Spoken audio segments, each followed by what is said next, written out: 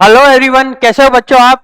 तो बच्चों आज हम पढ़ेंगे क्लास 12 का पहला चैप्टर जिसका नाम है इलेक्ट्रिक चार्ज एंड फील्ड्स। ठीक है, electric charges and fields class 12 का पहला टॉपिक है। जूनियर क्लासेस में भी आप इसे पढ़ के आएंगे, मोस्ट प्रोबेबली आप 10th क्लास में पढ़ के आएंगे what is charges what is field. ठीक है, यहाँ पे हम देखते हैं बच्चों, इसको स्टार्ट करते हैं इलेक्ट्रिक चार्जेस एंड फील्ड को। तो सबसे पहले हम इसमें स्टार्ट करते हैं टुडेज गोल, हम क्या क्या आज कवर करने वाले हैं। तो बच्चों आज हम इस चैप्टर में कवर करेंगे कूलाम फोर्स। ठीक है, आज का जो हमारा गोल है वो है कूलाम फोर्स। ठीक है, कूलाम फोर्स के बारे में हम जाने थे। कूलाम्स बेसिकली आप पढ़ के आए होंगे कि चार्ज की जो यूनिट होती है उसका नाम होता है कूलाम। ठीक है, इसको सी से एब्रिविएट करते हैं हम या सी से रिप्रेजेंट करते हैं कूलाम फोर्स। तो कूलाम एक साइंटिस्ट थे जिन्होंने एक नियम दिया। नियम क्या दिया? बेसिकली शॉर्ट एंड स्वीट तरीके से अगर अपन समझे तो कोई भी दो पॉइंट चार्ज के बीच में लगने वाला फोर्स ऑफ अट्रैक्शन या रिपल्शन, कौन सा force? Electrostatic force of attraction और रिपल्शन, उसका मैग्नीट्यूड कितना होगा वो हमें कूलाम फोर्स बताएगा। और इसका अगर वेक्टोरियल फॉर्म लिखेंगे तो वो हमें डायरेक्शन भी दे देगा। ये सारी चीजें हम यहां कवर करने वाले हैं कूलाम फोर्स के अंडर में। ठीक है, तो कूलाम फोर्स के सबसे पहले हम डेफिनेशन देख लेते हैं कि कूलाम फोर्स एक्चुअली कहता क्या है। तो कूलाम फोर्स बच्चों ये कहता है कि कोई भी दो पॉइंट चार्ज है उनके बीच में जो इलेक्ट्रोस्टैटिक फोर्स ऑफ अट्रैक्शन या रिपल्शन रहेगा वो उन दोनों चार्ज के मैग्नीट्यूड के प्रोडक्ट के बराबर रहेगा। कहने का मतलब है, मान लो कि फोर्स ऑफ इलेक्ट्रोस्टैटिक फोर्स है। ठीक है, क्या है बच्चों? इलेक्ट्रोस्टैटिक फोर्स है जिसको हम रिप्रेजेंट कर रहे हैं एफ ई से। ये जो होगा डायरेक्टली प्रोपोर्शनल होगा, लेट से दो चार्ज है Q1 एंड Q2, इन दोनों चार्ज के मैग्नीट्यूड के प्रोडक्ट के बराबर होगा। अपन डायग्रामेटिकली समझ लेते हैं। मान लीजिए मेरे पास एक पॉइंट चार्ज है यहां पे और ये दूसरा पॉइंट चार्ज है, लेट से ये आपका Q1 है और ये आपका Q2 है। और हम मान लेते हैं ये एक दूसरे से r डिस्टेंस की दूरी पर, एक दूसरे से r डिस्टेंस की दूरी पर है ना। बेसिकली देखो चार्ज क्या होता है, ये पॉइंट चार्जेस होता है और ये फोर्स अभी कैसा होगा, किस डायरेक्शन में लगेगा, ये हम अभी डिस्कस करेंगे। पर अभी हम ये जानते हैं कि इसका मैग्नीट्यूड कैसे लिखते हैं। तो इलेक्ट्रोस्टैटिक फोर्स का फर्स्ट जो टर्म है इसको दो पार्ट में पढ़ते हैं हम। पहला टर्म क्या कहता है कि जो इलेक्ट्रोस्टैटिक फोर्स होगा वो दोनों चार्ज के मैग्नीट्यूड के प्रोडक्ट के प्रोपोर्शनल होगा। एंड सेकेंड टर्म क्या होगी, जो इलेक्ट्रोस्टैटिक फोर्स होगा वो इनवर्सली प्रोपोर्शनल होगा दोनों चार्ज को सेपरेशन करने वाली डिस्टेंस के स्क्वायर के। इलेक्ट्रोस्टैटिक फोर्स ऑफ अट्रैक्शन या रिपल्शन, अगर चार्ज क्या होंगे आप पढ़ के होंगे चार्ज की property, positive charge like charges are attract और repel, like charges are repel each other, very good, and unlike charges are attract each other, very good। तो यहां पे फोर्स ऑफ अट्रैक्शन या रिपल्शन हो सकता है अगर इन चार्ज को अगर मैं पोलैरिटी डिसाइड कर दूं। ठीक है, अगर दोनों चार्ज प्लस प्लस होंगे तो ये कौन सा हो जाएगा? रिपल्शन हो जाएगा। और नेगेटिव कर दूंगा तो क्या हो जाएगा? तो भी रिपल्शन हो जाएगा। और डिफरेंट डिफरेंट कर दूंगा तो क्या हो जाएगा? अट्रैक्शन हो जाएगा। ठीक है, तो इलेक्ट्रोस्टैटिक फोर्स ऑफ अट्रैक्शन और रिपल्शन किसके प्रोपोर्शनल है? दोनों चार्ज के मैग्नीट्यूड के प्रोडक्ट के बराबर। प्लस ये इलेक्ट्रोस्टैटिक फोर्स ऑफ अट्रैक्शन और रिपल्शन किस पे डिपेंड करता है? इनवर्सली प्रोपोर्शनल होता है दोनों चार्ज को सेपरेट करने वाली डिस्टेंस के स्क्वायर के बराबर। चलो थर्ड थिंग इसमें अपन और पढ़ लेते हैं। इन दोनों, ये जो इलेक्ट्रोस्टैटिक फोर्स होगा, इलेक्ट्रोस्टैटिक फोर्स ऑफ अट्रैक्शन या रिपल्शन, ये क्या होगा? It acts along the line joining them.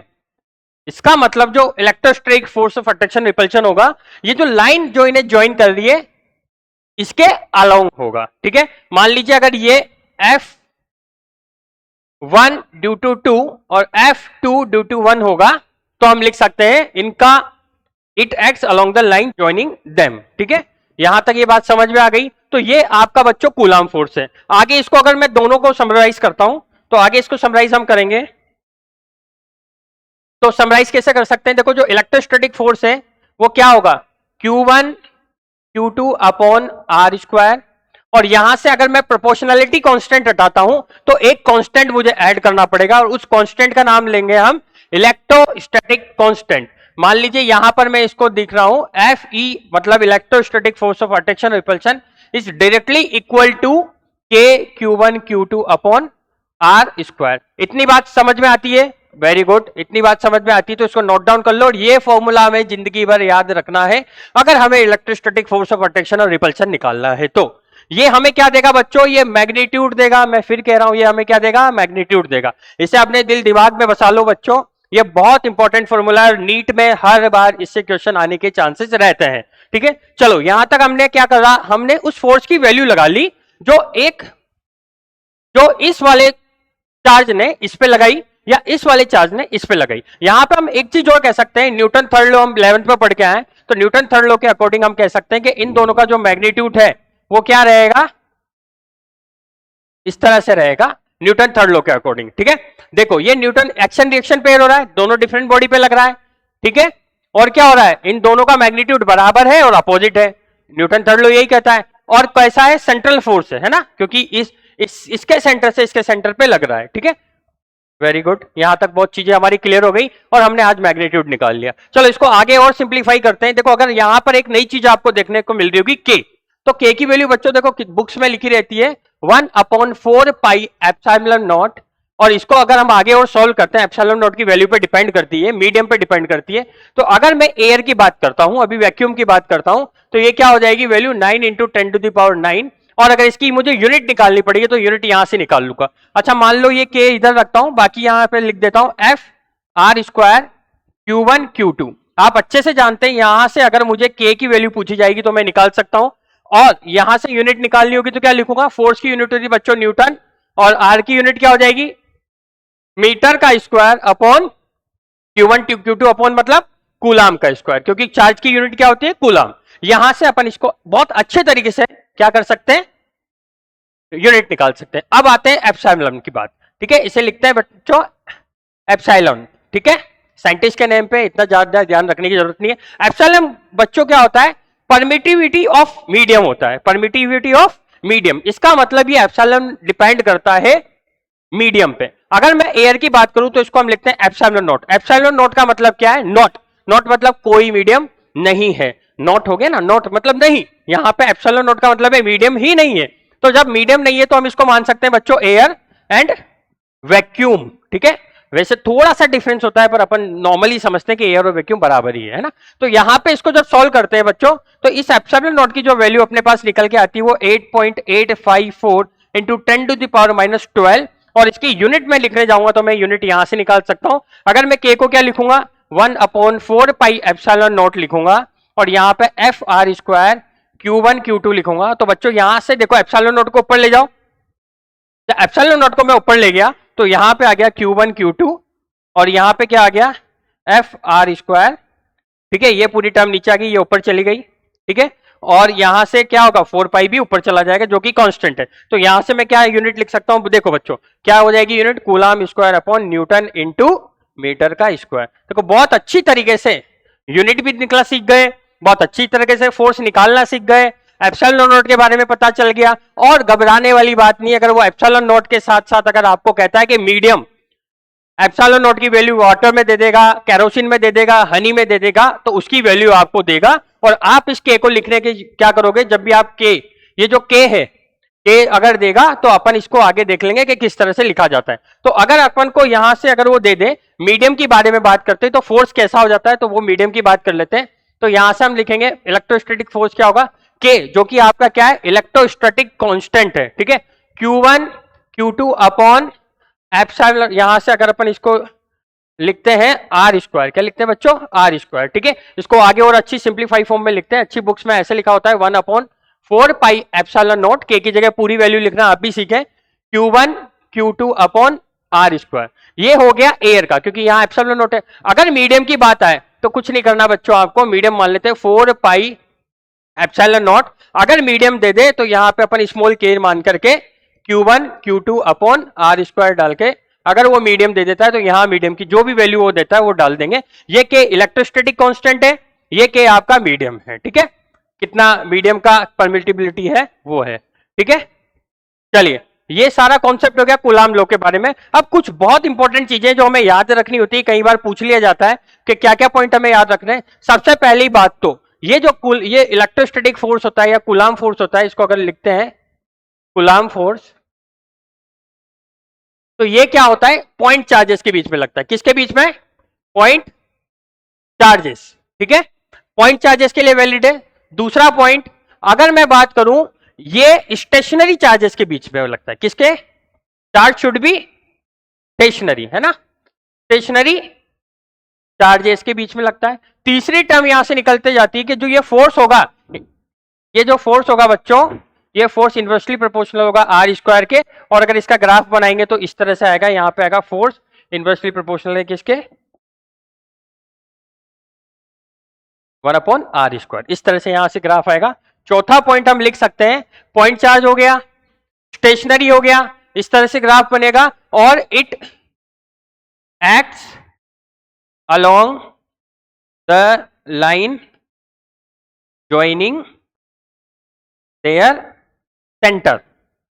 मतलब ये कह सकते हैं ये सेंट्रल फोर्स है। किसका है, सेंट्रल फोर्स का मतलब है सेंटर से सेंटर का। ये एक चार्ज है, एक चार्ज है, ये इसका सेंटर है, ये सेंटर। तो सेंटर से सेंटर के बीच की डिस्टेंस लेते हैं और इसकी डायरेक्शन क्या होती है, along the line joining of these two charges, ठीक है। ये 4 पॉइंट है जो हमें याद रखने हैं, ठीक है। चलो नेक्स्ट टर्म देखो बच्चों, क्या आते हैं, ये कूलम्ब फोर्स हो गया। अब हम आते हैं बच्चों पीवाईक्यूज पे, कुछ एग्जांपल्स देखते हैं कि किस तरह से क्वेश्चन इसमें आते हैं और किस तरह से उसको सॉल्व किया जाता है। तो पहला क्वेश्चन बच्चों आपके सामने है, पहले क्वेश्चन को हम थोड़ा रीड कर लेते हैं। क्वेश्चन क्या कहता है, the acceleration of an electron due to the mutual attraction between the electron and proton when they are 1.6 angstrom apart is. मतलब पहला क्वेश्चन ये कह रहा है कि आपको एक्सेलरेशन निकालना है। तो वही एक्सेलरेशन निकालना है, तो मुझे पता है बचपन में पढ़ के एफ इक्वल टू क्या होता है बच्चों, M A mass into acceleration.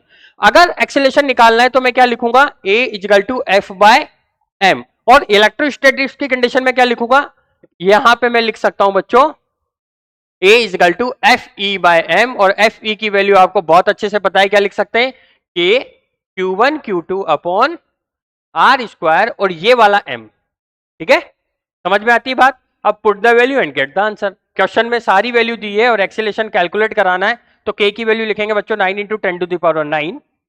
Q1 की वैल्यू है क्या है, इलेक्ट्रॉन, इलेक्ट्रॉन एंड प्रोटॉन। तो इलेक्ट्रॉन पे क्या होता है बच्चों चार्ज, 1.6 × 10⁻⁻19, एंड प्रोटॉन पे भी क्या होता है 1.6 × 10⁻⁻19 divided by m। Mass of electron हमें दिया हुआ है क्वेश्चन में 9 × 10⁻31, 9 × 10⁻31, ठीक है। और दोनों के बीच की डिस्टेंस दी हुई बच्चों 1.6 एंगस्ट्रॉन।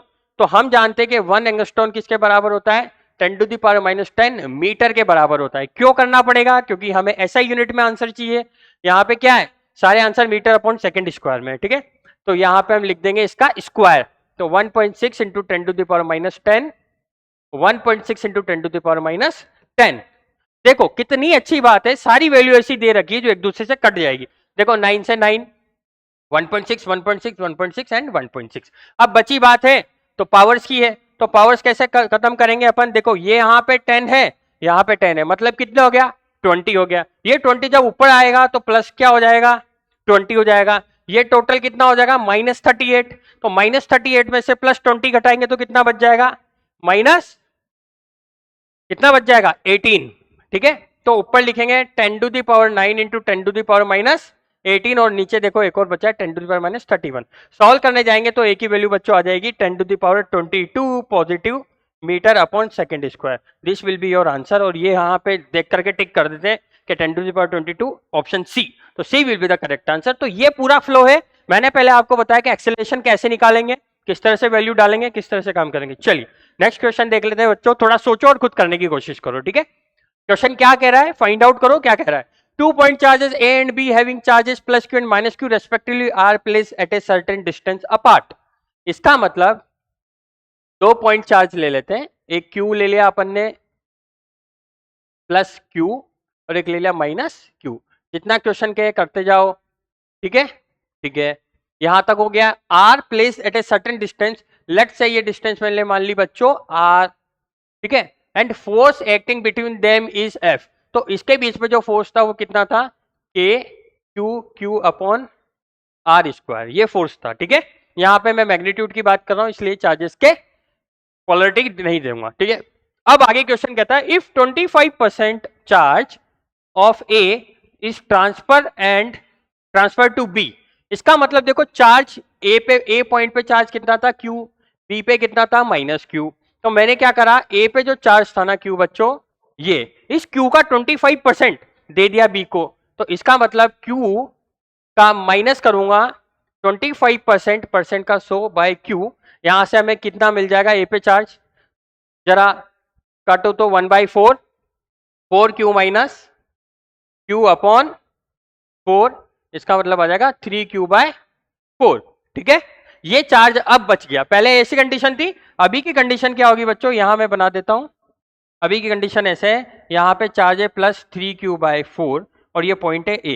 क्यों? क्योंकि यहां से 25% दे दिया तो 75% बच गया, यहां पे 25% ऐड हो गया।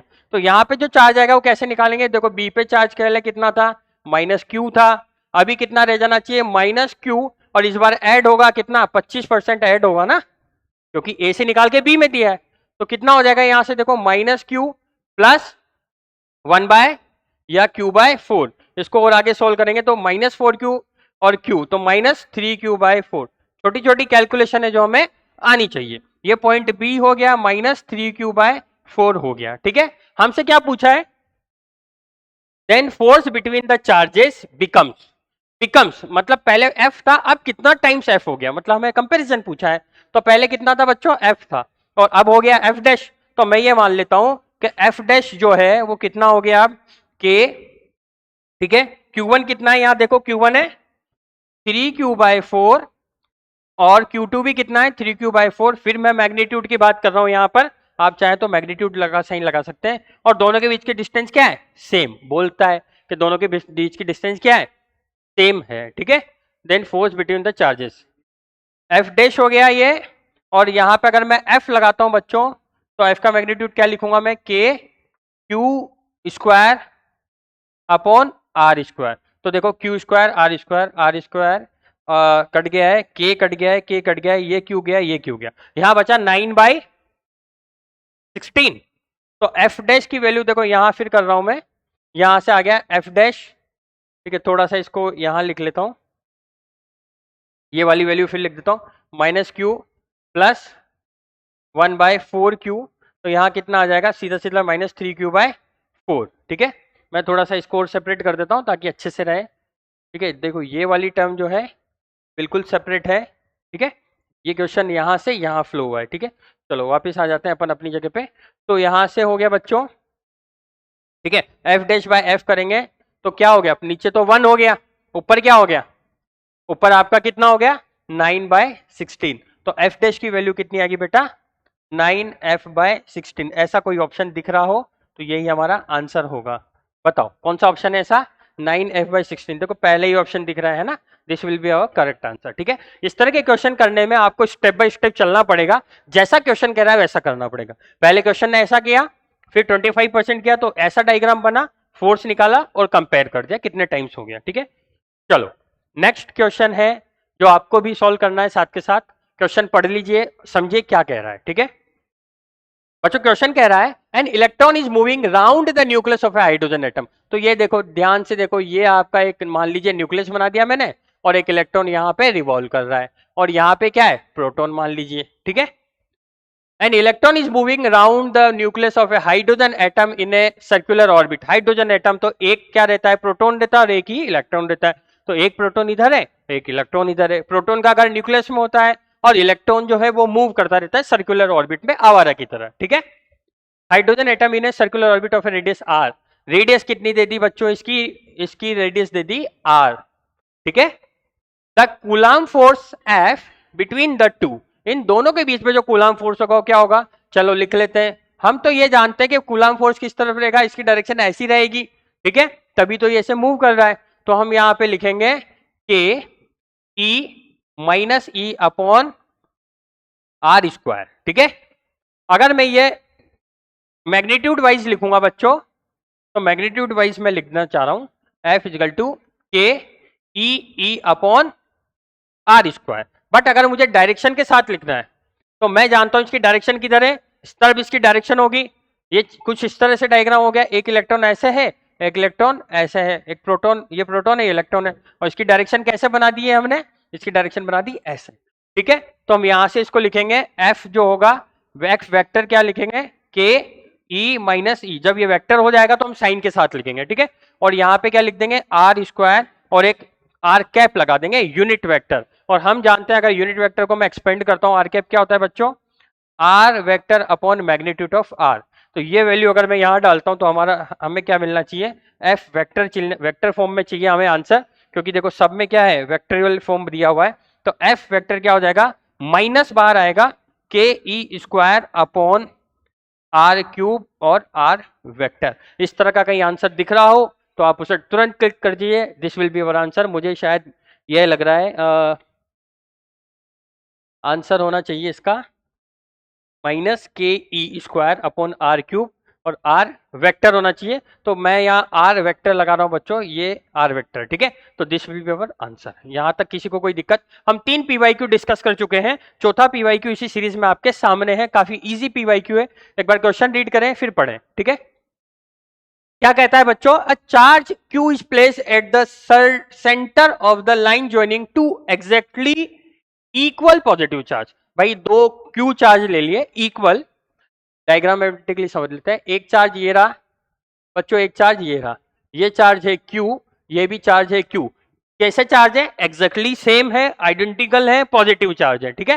कह रहा है एग्जैक्टली इक्वल पॉजिटिव चार्ज, तो दोनों पे प्लस लगा दीजिए, ये लीजिए। और इनको जो लाइन ज्वाइन कर रही है उसके सेंटर पे एक स्मॉल Q चार्ज रख दिया हमने, ठीक है।